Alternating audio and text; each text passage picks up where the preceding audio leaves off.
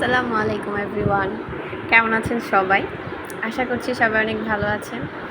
তো আজকে একটা নতুন ব্লগ নিয়ে শুরু করলাম।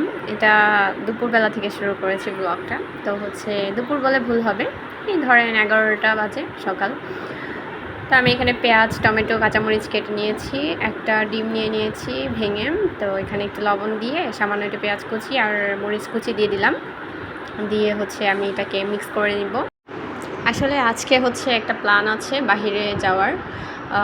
এখন আপাতত আমি বাসায় একাই আছি, তো এখন এর জন্য কোনো ঝামেলা নাই। বাসায় ফিরে যাতে রাত্রে খাবারের জন্য ঝামেলা করতে না হয় বেশি, তা এই জন্যই আমি রান্নাটা করে রাখছি। এটা একদম ঝামেলামুক্ত একটা রান্না, ব্যাচেলারদের জন্য একদম হেল্পফুল বেশি হবে। এই রান্নাটা খুব সহজে হয়ে যায়।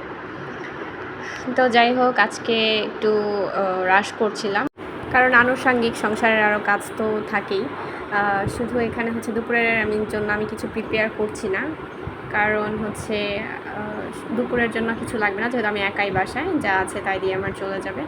আর এটা রাতের জন্য করে রাখছি, কারণ বাসায় ফেরার পরে আমার আর কিছু করার ইচ্ছা করে না বাসায় ফিরে। তো এই তো আমি ডিমটা চুলায় ফ্রাই প্যানের মধ্যে তেল গরম করে নিয়েছিলাম। তো তেলের মধ্যে ডিমটা ছেড়ে দিলাম। এটাকে একটু যথেষ্ট পরিমাণে একটু ছড়িয়ে নিচ্ছি, কারণ আমি এটাকে ভাজ করব, জাস্ট লাইক পাটিসাপটা পিঠার যে ভাজটা হয়, যে ফোল্ডিংটা করতে হয়, সেরকম করে আমি ভাজ করবো। এই জন্য একটুখানি কুচাকুচি শুরু করেছি। তো যাই হোক, এই তো মোটামুটি যখন একটা পাশ থেকে ডিমের লিকুইড যে অংশটা, সেটা একদম শুকিয়ে শুকিয়ে আসার পর্যায়ে, তখন আমি খুব সাবধানে এটাকে ভাজ করে নিব। তা ভাজ করাটা তেমন কঠিন কিছুই না, ফলো করলে বুঝতে পারবেন।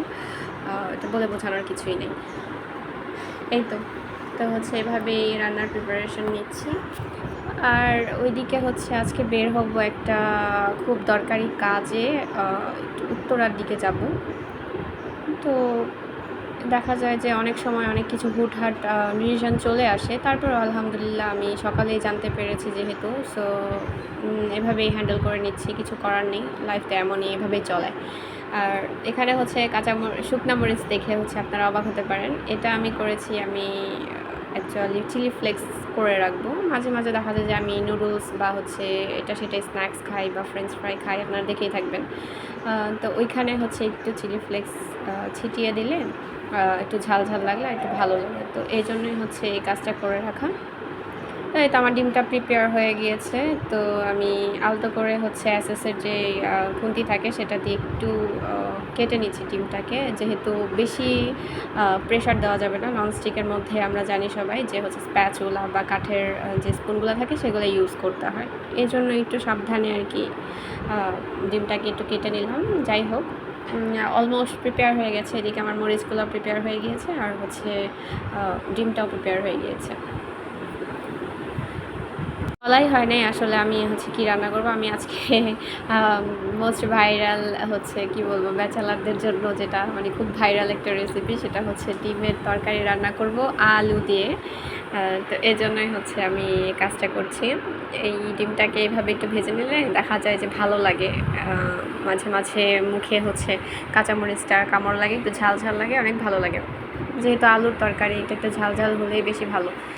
এই তো রান্নার প্রসেসিং শুরু হয়ে গেছে।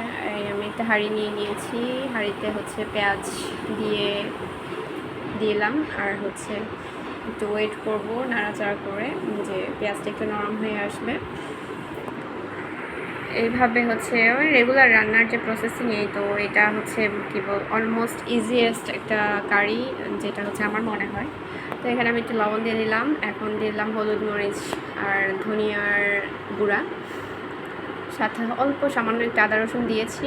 আর এখানে একটু একটা বড় সাইজের একটা টমেটোকে আমি চিকন চিকন করে কেটে নিয়েছি, সেটা দিয়ে দিলাম।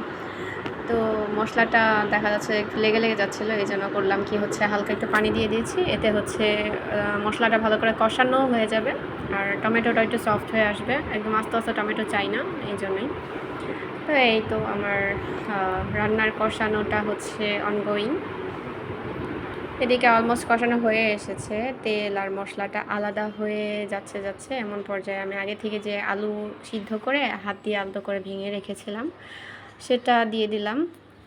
তো এটার সাথে একটু মিক্স করে নিতে হবে ভালোভাবে। এটা খুব বেশি সময় না, ধরেন যে 1.5 মিনিট 2 মিনিটের মধ্যে হয়ে যায়, মানে পরিমাণের উপর ডিপেন্ড করে। আমার তো এখানে খুবই সামান্য পরিমাণ, এখানে আমি 2টা আলু নিয়েছিলাম মিডিয়াম সাইজের, তো খুবই অল্প। তো এটা হয়ে গিয়েছে একটু, মানে একবারে শুকিয়ে যায় ওই ঝোলটা, আলুটা টেনে নিলে শুকিয়ে যায়। তো হচ্ছে পানি দিয়ে দিলাম ঝোলের জন্য। পানিটা ভালোভাবে ফুটে ওঠার পরে আমি হচ্ছে কাঁচামরিচ দিয়ে দিয়েছি, আর যে ভেজে রেখেছিলাম ডিমটা ভাজ করে পাটিসাপটা স্টাইলে, সেটা হচ্ছে দিয়ে দিলাম। এই তো অলমোস্ট ডান। এখন শুধু ঝোলটা একটু মোটামুটি মাখো মাখো হয়ে শুকানোর অপেক্ষা, তাহলেই রেডি হয়ে যাবে আমাদের কারি। তো দেখছেন আপনারা যে হচ্ছে ঝোলটা শুকিয়ে গিয়েছে। তা আমি এখন হাতের কাছে ফ্রোজেন ছিল ধনিয়া পাতা, সেটাকে দিয়ে দিলাম ভেঙে। তা এখন আমি চুলা অফ করে ঢেকে রেখে দেব। হয়ে গেল রেডি। এদিকে হচ্ছে আমার কিছু কাঁচা আম আনা হয়েছিল গতদিন, তো এগুলা হচ্ছে এমনি বাইরে থাকলে খাওয়াও হবে না, একা একা এভাবে খাওয়া হয় না। সো আমি ভাবলাম যে একটা কাজ করি, এটা ফ্রোজেন করে রাখি, তো হচ্ছে ভালোই হবে। পরবর্তীতে যখন কাঁচা আমের সিজন চলে যাবে তখন বের করে ডাল রান্না করে খেতে পারবো, যেহেতু কাঁচা আমের ডালটা আমার খুবই প্রিয়। এই জন্যই আর কি, মূলত আমার উদ্দেশ্য আমার নিজের জন্যই এটা করা। মানে আপনি মার্জি, নিজের বাড়িতে নিজের ইচ্ছা আর কি, চলে যা ইচ্ছা তাই করি। এভাবে আমটা হয় কি, আপনার ফ্রোজেন করে রাখলে 6 মাস কিংবা এর বেশি হলেও হচ্ছে আপনার কোনো সমস্যা হয় না। জাস্ট হচ্ছে আপনার ডালটা যখন রান্না হয়ে আসবে, বাগার দেওয়ার ঠিক 2 মিনিট বা 3 মিনিট আগে হচ্ছে আমটাকে জাস্ট বের করে ফ্রিজ থেকে হচ্ছে রেখে দিবেন, ডালে দিয়ে দিবেন, তাহলে হচ্ছে ডালটা মানে হয়ে যাবে, একবারে প্রিপেয়ার হয়ে যাবে। আর এভাবে হচ্ছে কিছুক্ষণ ঝরিয়ে নিয়েছিলাম আমি আমটা, তারপর এখন জাস্ট পলি র্যাপ করে হচ্ছে ফ্রিজে ঢুকিয়ে রাখলাম। আর এই তো আমার আউটফিট, বের হয়ে গিয়েছিলাম আমরা এই ধরেন আপনার 4:20-এর দিকে আমরা বের হয়ে গিয়েছি। 4টায় বের হওয়ার কথা ছিল, একটু লেট করে ফেলেছি। যাই হোক, সব কিছু মিলিয়ে রাস্তা এমনি ফাঁকাই ছিল। তো এটা মেবি ছিল মহাখালীর দিকেই, বনানী যে ফ্লাইওভার এটা হবে। তারপরে তো কুড়িল, মানে আমরা এই পাশটা দিয়ে গিয়েছিলাম কুড়িল হয়ে। তো সব মিলিয়ে অনেক লং একটা জার্নি হয়েছে। গাড়ি, মানে কিছু গাড়ি এত উল্টাপাল্টা চলে, মানে ভয় লেগে যায় একদম মাঝে মাঝে। ঠিক আছে, সামনে যে বাইকটা গেল দেখতেই পারলেন যে কি স্পিড এসে গেল। আদার্স যারা বাইক চালাচ্ছে তারা কিন্তু খুব নর্মালি চালাচ্ছে। তো এই তো কথা বলতে বলতে আমরা হচ্ছে অলমোস্ট কুড়িল পার করে ফেললাম। এরপর হচ্ছে এয়ারপোর্ট হয়ে উত্তরা। তো উত্তরা আমরা যে কাজে গিয়েছিলাম সেটা যদিও হয়নি কোনো একটা কারণে, তো আমরা এখন মোহাম্মদপুর চলে এসেছি। সলিমুল্লাহ রোডের এটা একটা পানি ট্যাঙ্কি যে মাঠ বলে সেটা। তো এখানে একজনের জন্য ওয়েট করছিলাম মূলত। তারপরে কাজ করে আমরা বাসায় চলে গিয়েছিলাম, প্রচুর গরম ছিল। এই নিয়ে ছিল আমার আজকের ব্লগটা। আশা করছি আপনাদের ভালো লাগবে। পরিবার পরিজন নিয়ে আমার ব্লগগুলো দেখার আমন্ত্রণ রইল। এই তো আমরা বাসায় চলে এসেছিলাম, গরম ছিল তাই আইসক্রিম খাচ্ছি। আল্লাহ হাফেজ।